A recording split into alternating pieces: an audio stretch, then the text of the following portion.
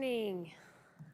Before we get started, I would like to welcome our two newest justices, Justice Flanagan and Justice Kirkpatrick, to their first oral argument day. So this is an exciting day for us and the start of our fall term. So thank you very much for being here. Let's get going. First case for argument, Timberline Four Seasons Utilities, Inc. and Canaan Valley Public Service District v. Kapitus Servicing, Inc., number 23728. This matter is an appeal from the Intermediate Court of Appeals. Under Rule 20, each side has 20 minutes to present their arguments. The petitioners are splitting their time. Canaan Valley Public Service District is represented by Jeffrey Zerbach, who will have 8 minutes for opening. Then Timberline Four Seasons Utilities, Inc. is represented by Martin Sheehan, who will have 8 minutes for his opening. They are reserving 4 minutes for rebuttal. And the respondent has 20 minutes for his response. You may proceed. Thank you. Good morning. My name is Jeff Surabaugh, and I represent Canaan Valley Public Service District in this appeal from the Intermediate Court of Appeals. Canaan Valley Service District is also represented by my colleague John Cooper, who's here in the audience. Canaan Valley Public Service District is the receiver for a utility in Tucker County, which is Timberline Four Seasons Utilities. It is represented by Martin Sheehan, who's seated next to me here. I'm going to use 8 minutes of time initially, and Mr. Sheehan 8 minutes, and then Mr. Sheehan will reserve 4 minutes of rebuttal time. We're seeking reversal of the Intermediate Court of Appeals opinion dated October 30, 2023, which had reversed Judge Lawrenson's opinion from the Circuit Court, Business Court in Tucker County that had granted in part the petitioner's motion to dismiss the complaint. In particular, Judge Lawrenson dismissed count 1, the breach of contract claim in that, based upon the notion that the contract that the respondent in this case, Kapitus, sought to enforce was unenforceable because it is void pursuant to West Virginia Code Section 24-2-12, which is in Article 2 of that chapter, which sets forth the powers and duties of the Public Service Commission. The agreement between Kapitus, well actually Kapitus is the servicing agent for First U.S. Funding, which was a party to the contract that purportedly was entered into by Timberline Four Seasons Utilities and another Timberline entity by Mr. Reichel and Mr. Hertz, back in April of 2017. Neither party to the agreement, neither Kapitus nor the Timberline utility or other Timberline entities or the individual guarantors, Hertz and Reichel, had sought the required approval of the Public Service Commission for this agreement. That is required under the statute that I mentioned, and also required under this court's precedent in the Lockard case from 1944, which established that where the permission is not acquired in advance of this type of an agreement, it is void, not just voidable, but void. Unfortunately, the bankruptcy court, which had this case prior, or a similar case, related case prior to the circuit court case, misapplied the Lockard case and relied upon the dissent in that opinion to instead conclude that the contract was voidable, not void. But Lockard is clear, and it's never been questioned. If it's shepherdized, the only flag that's raised is that bankruptcy court judge where he suggested that the dissent is what controls, but it doesn't. So the agreement between Kapitus and purportedly this utility, which Mr. Sheehan represents, was void from the outset. And Judge Lawrenson was right about that. One thing that I want to make clear, because I don't think that the briefs of the parties covered this, there was $130,000 that Kapitus's predecessor, I guess you could call them First USA Funding, had advanced to purportedly purchase the accounts receivable of the utility. None of that money went to the utility. This was a situation where the owners and managers of the utility, the Timberline's Four Seasons utility, improperly entered into this agreement in the first place without Public Service Commission approval, but did not use the money for utility purposes. The public... Yes, they were, Your Honor, and they're not affiliated with the utility at this time. It is in receivership with my client, which has been in receivership with them since March of 2019. So it's been over 7 years that Canaan Valley Public Service District has been filling this role as a receiver for the utility. And the customers didn't receive any benefit from this money, nor did the utility. It was all used to prop up the other affiliated businesses that Reichel and Hertz had. So it is particularly inappropriate to shoulder the customers of the PSD with an obligation to repay the money that was used to purchase their receivables. Notably, and this also I don't think found its way into the briefing, is that Kapitus actually was paid approximately $42,700 after this illegal agreement was entered into, presumably from the receivables of this utility.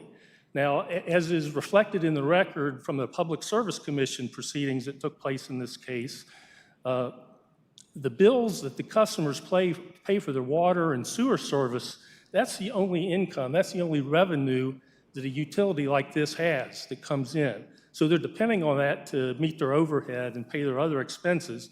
So that's why it was critically important, and it remains important, for utilities, public utilities, and those who do business with them to get the advance approval of the Public Service Commission before entering into any transaction like this. Anytime that property of a public utility is sold under the statute I mentioned, 24-2-12, and as held in Lockhart, it's required that advance approval be obtained or else the agreement is void. Counsel, to Justice Kirkpatrick's point, we have representations here that government approvals, in the contract itself, that government approvals were obtained. Was there ever a contract at all, given that misrepresentation about the status of this contract? Well, the misrepresentations, of course, were made by the prior owners and managers of the utility who are no longer involved. If the contract is void from the outset because the commission approval wasn't obtained, it's of no force or effect. I don't dispute that the form contract from First USA Funding included language to that effect. But remember, this is an important provision under the police powers of the police powers of the state of West Virginia to assure that the public is protected here. And U.S. funding and Kapitus cannot contract around that. They are obliged to know what West Virginia law requires, and they can't make a contract valid when it's void to have a need so, as it was here. Counsel, frankly, the timeline of this case reads like a civil procedure exam, really. And we have the bankruptcy case, what has been termed a strategic dismissal of that, and then running to the PSC to ask, essentially, that this contract be voided in between the time that the complaint was filed and the answer was due. How should this court or any court treat your client's gamesmanship in that regard? Well, I can't really speak to I'll defer to Mr. Sheehan on the dismissal of the bankruptcy court case because I wasn't involved at that time.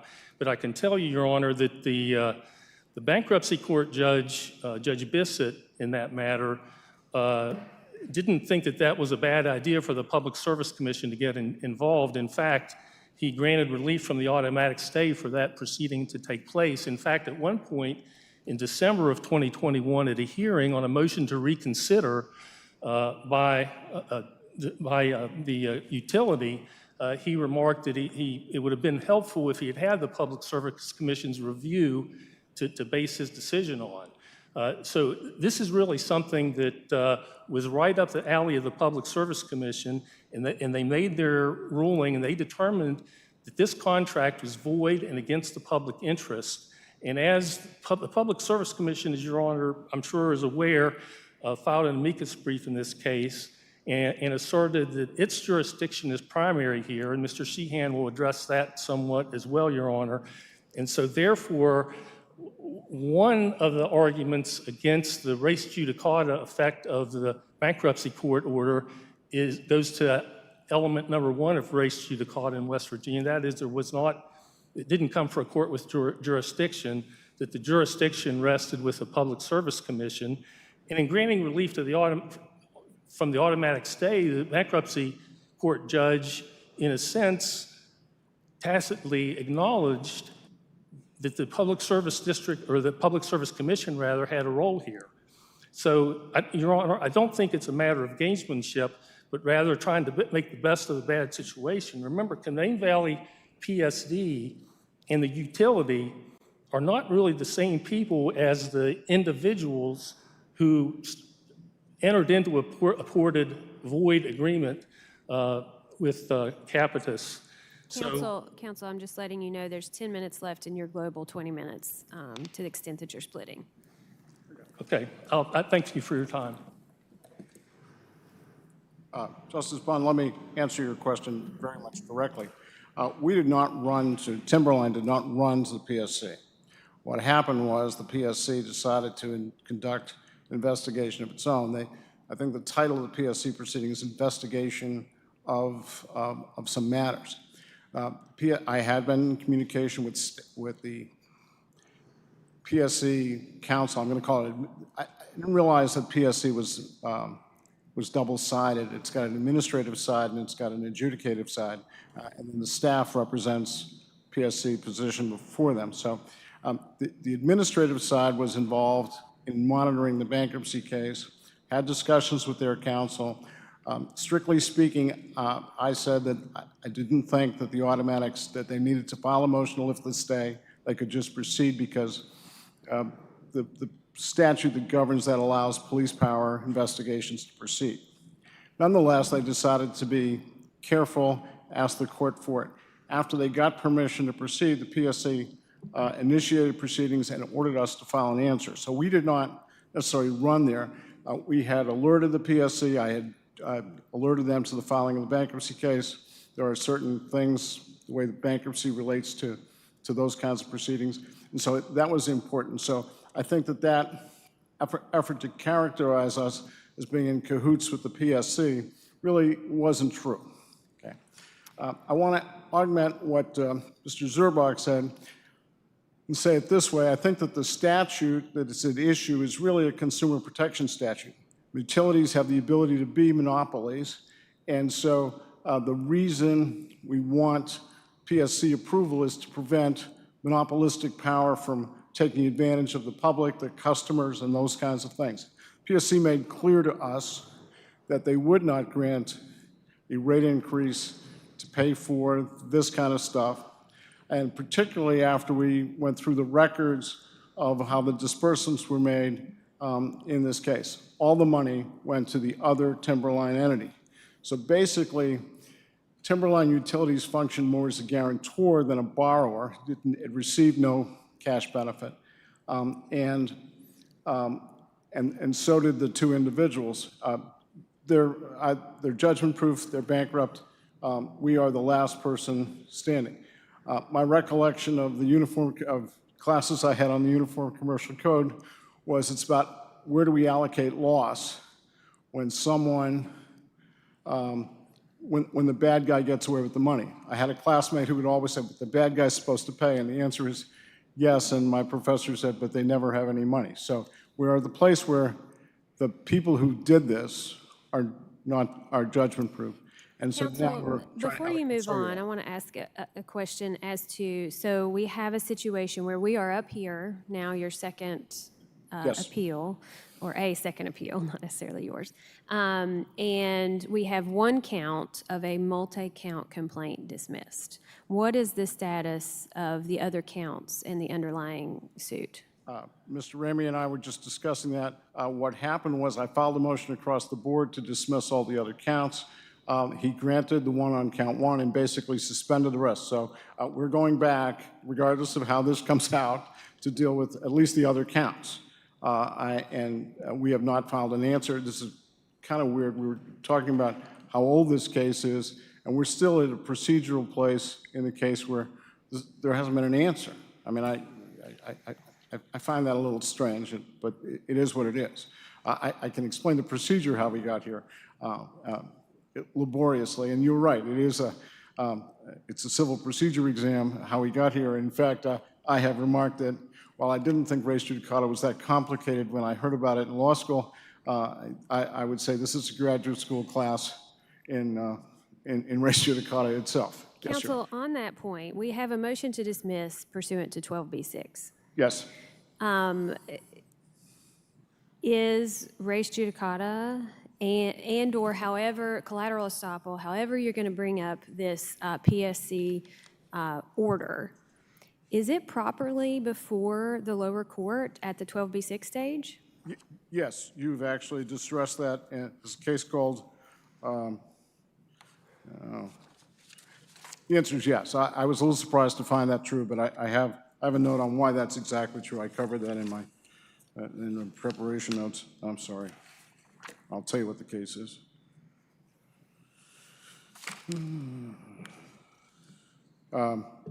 Case is Goulas versus Infocision Management Corporation. Approve the use of judicial notice considered a Rule 12b-6 motion and relies on a First Circuit case. And also, and strangely, there's an unpublished opinion from this court, a case called SU versus CJ, where you take up these kinds of issues. And those are judicial notice issues, correct? Well, actually, they deal with res judicata because it is outside the scope of the pleadings, and so normally you cannot raise a thing outside the scope of the pleadings in a motion to dismiss. That's where we're going. But you have said, this court has said that you can on res judicata grounds simply because it accelerates and there can't be that much dispute about what a prior court said. So that's where we get to. Is there a nuance here because it's the PSC and not a court? No, you've also said that an administrative agency can be afforded res judicata effect. And so to me, that simply says that the PSC opinion represents a holistic issue, that everybody was able to participate, then that is entitled to res judicata. So the issue of whether the contract is valid or not, or there is a contract in the first place, is the issue clearly addressed by the PSC. Now, Kapitus has attempted to avoid application of that rule to them by saying they weren't a party to the PSC proceeding. And I strongly reject that view. PSC had in rem jurisdiction, so what was necessary is to make sure that Kapitus had notice, they got notice, they chose not to appear, and they chose not to advance the idea that the bankruptcy court decision somehow represented res judicata to the PSC. I'm not sure the PSC would have accepted that as a view. They're not required to under the law.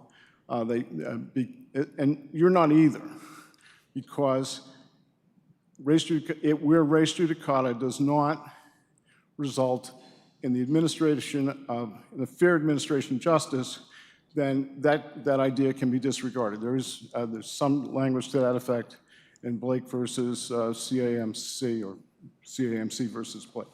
But You have about 2 minutes left if you'd like to reserve it for rebuttal. I'll reserve those for rebuttal. Thank you, Your Honor. Ansel Ramey on behalf of the respondent, Kapitus. Good morning. May it please the court. This is a straightforward case of res judicata, and the Intermediate Court of Appeals found it to be the same. You have two actions. You have the business court and the bankruptcy court. Were the parties the same? Yes. Was the issue the same? Yes. Did the bankruptcy court have jurisdiction? Yes. Did the bankruptcy court enter a final judgment? Yes. End of case. Unless this court wants to ignore a 1938 case from the U.S. Supreme Court, Stoll v. Gottlieb, and a 1995 case from the U.S. Supreme Court, Celotex versus Edwards, there's nothing more to talk about.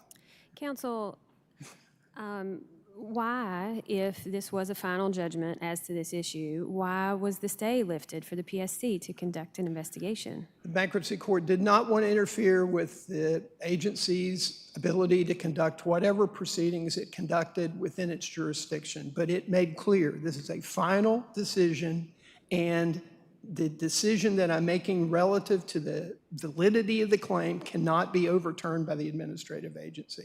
The PSC's filed a brief listing cases that there are congressional exceptions to the bankruptcy court jurisdiction. For example, on state and local environmental matters, there's no public utility exception under the bankruptcy code. And the only way you can rule in their favor is by ignoring the bankruptcy code and U.S. Supreme Court precedent, even this court's precedent. The other thing I think is useful in this case is to clarify the holding in what I'll call Lockhart 1, which was 1944 case.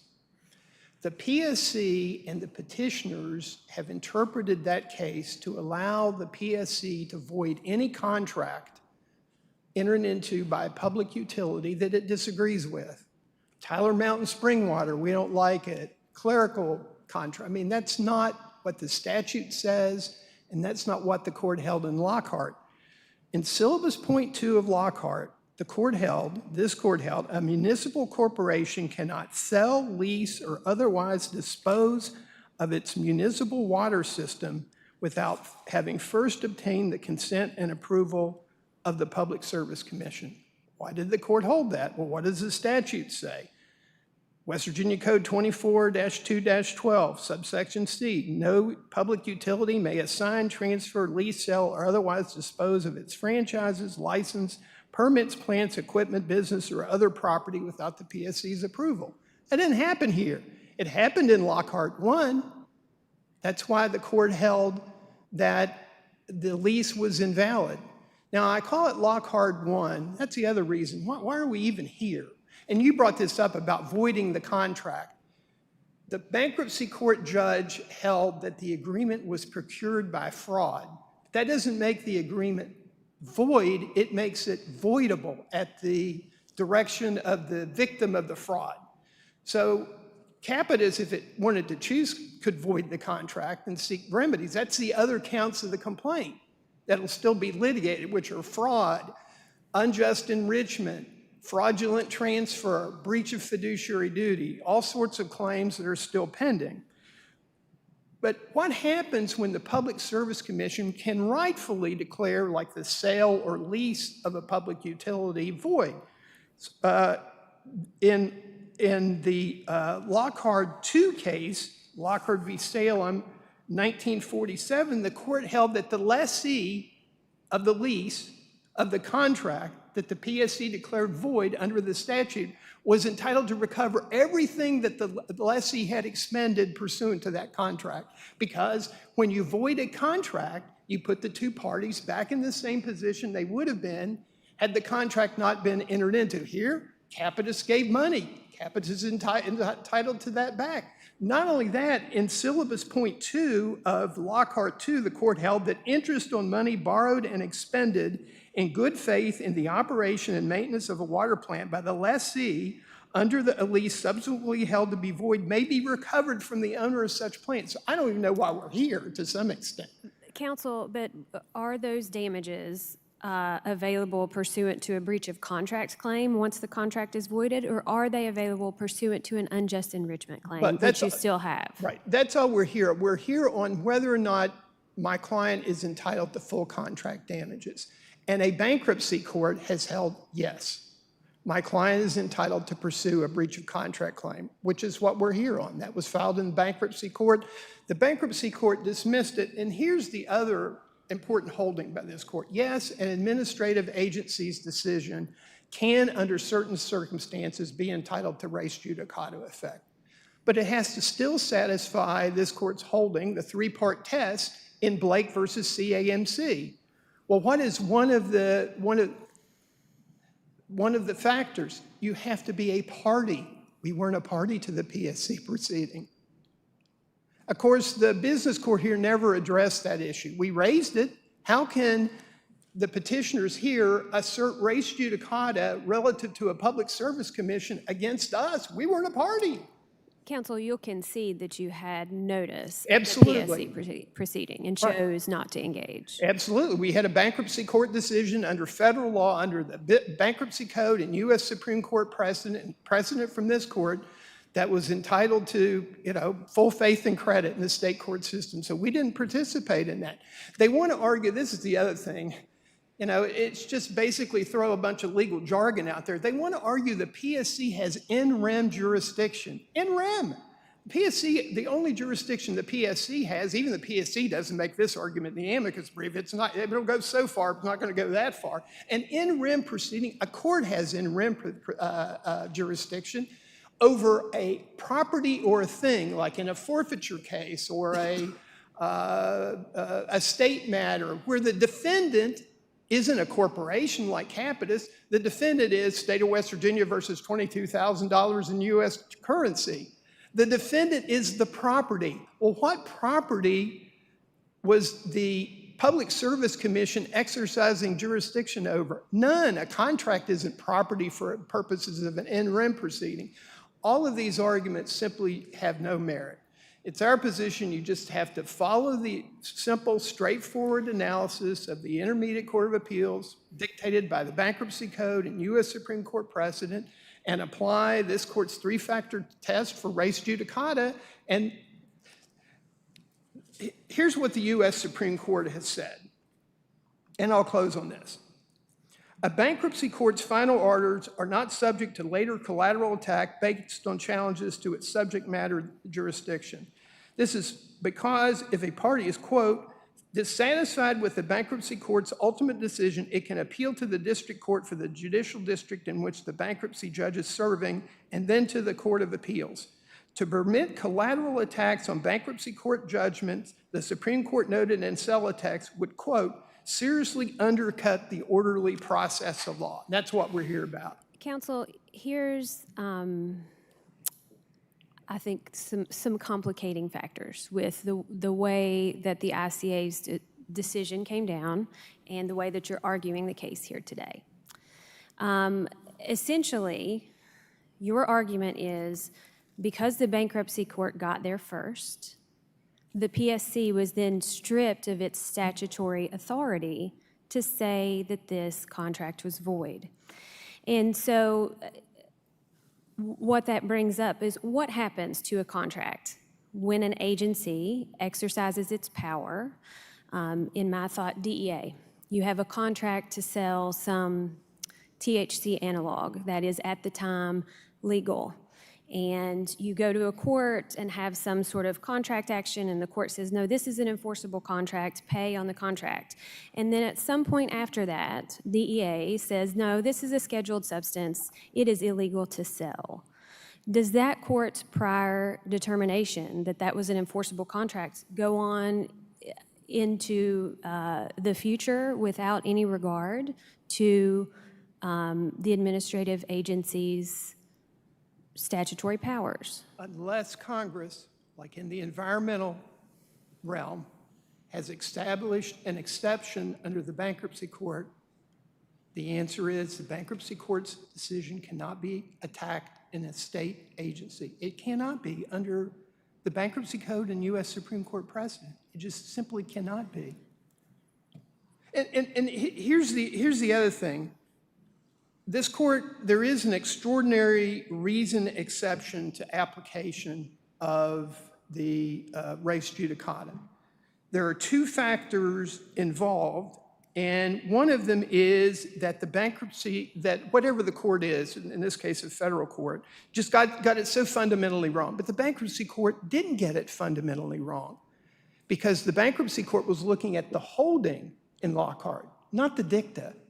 And it said, basically, regardless of whether a contract of the kind has been considered has any effect on the public interest, adverse or otherwise, is wholly void in the absence of approval under the Public Service Commission. That was what the argument was being made that Lockhart held. I do not think the legislature intended such result. It is unreasonable to say that the converse of the rule laid down in the statute would be true, that if a contract does not affect public interest, or if public interest is favorably affected, that the ban of the statute has no application and that such contract is valid and enforceable. And he went on to say, it would be decidedly inequitable for the defendant to accept the benefit of the plaintiff's expenditure of money or services without any compensation therefore, in view of the fact, as the record discloses, the defendant itself, through its inaction and lack of diligence, was partly responsible for the plaintiff's failure to obtain the consent of the approval of the PSC. This goes on today. This was not a loan agreement. Today in West Virginia, there will be dozens of commercial loan agreements entered today. This is what you're threatening. Where banks and other lenders get the borrower to certify they've got all the approvals. Well, a couple things. Did the defendant, in this case, the utility, receive the benefits of the contract? As far as my client, yes. The money was paid over to the utility. All right. Let me ask you this. You're talking about the representations that approvals that were required had been obtained.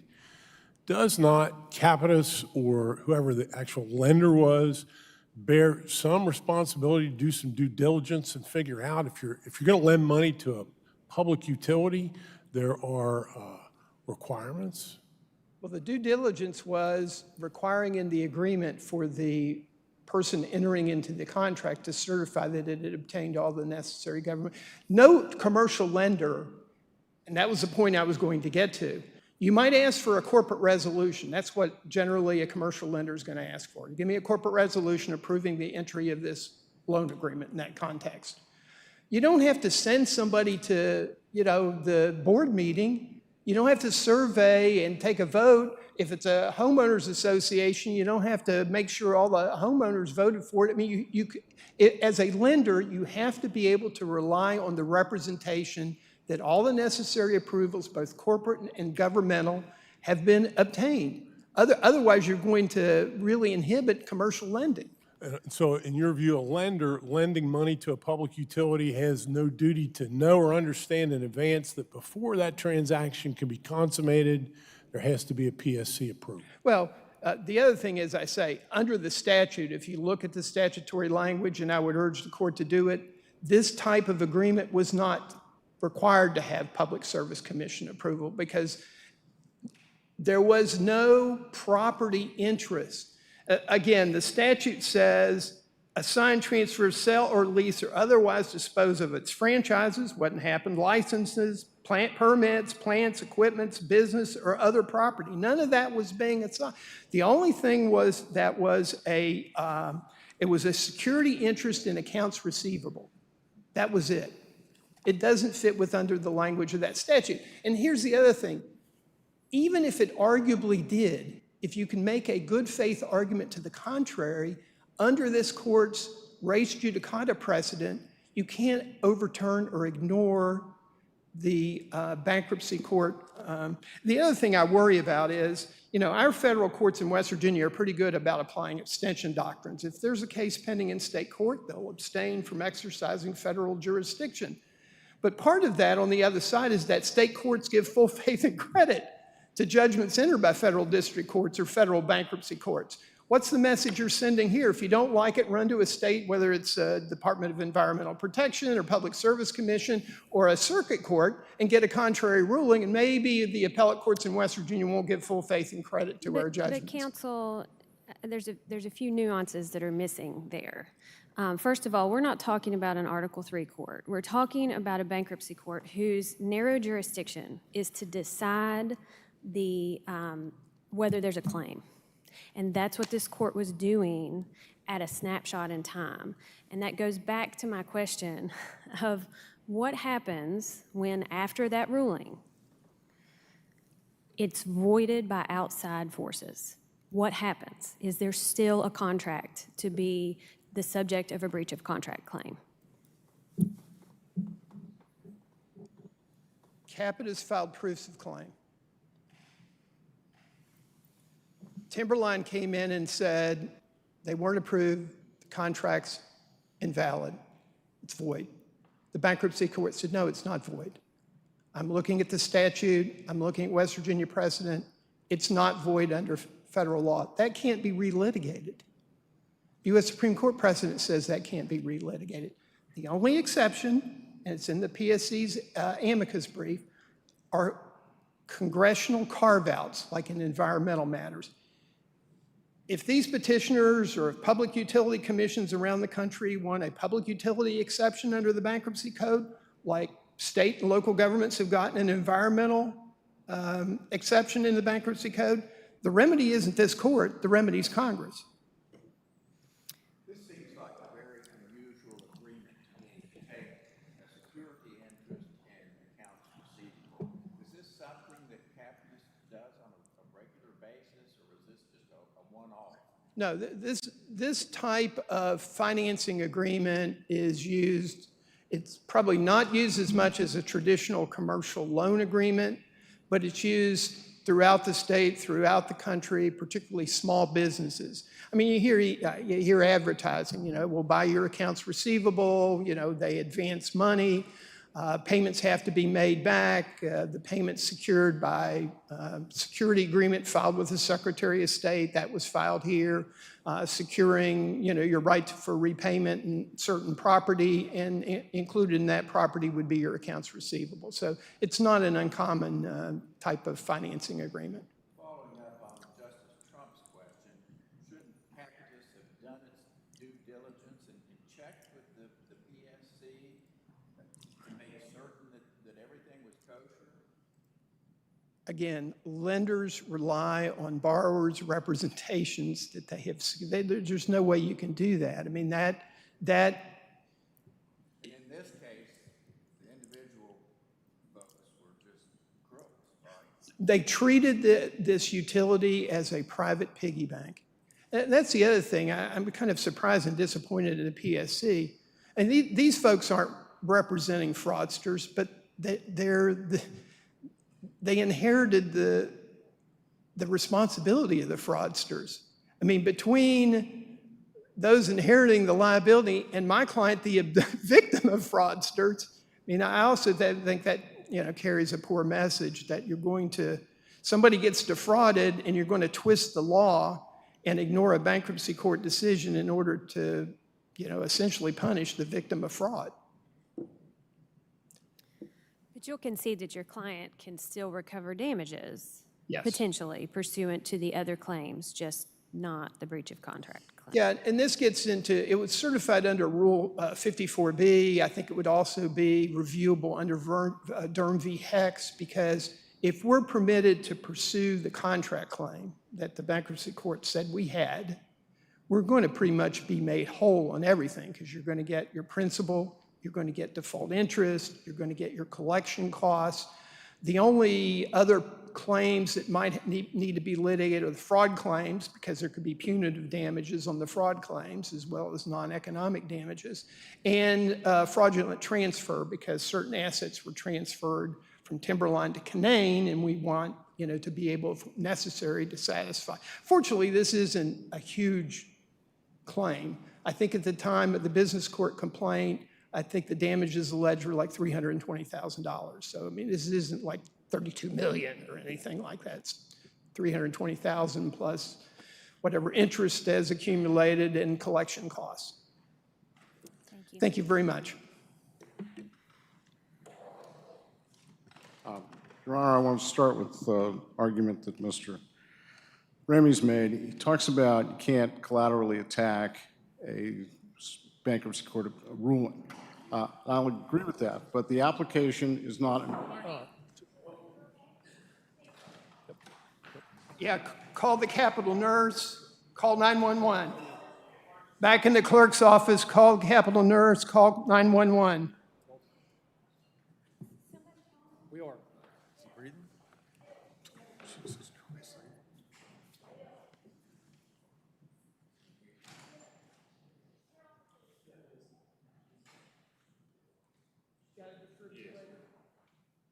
guys got a defibrillator?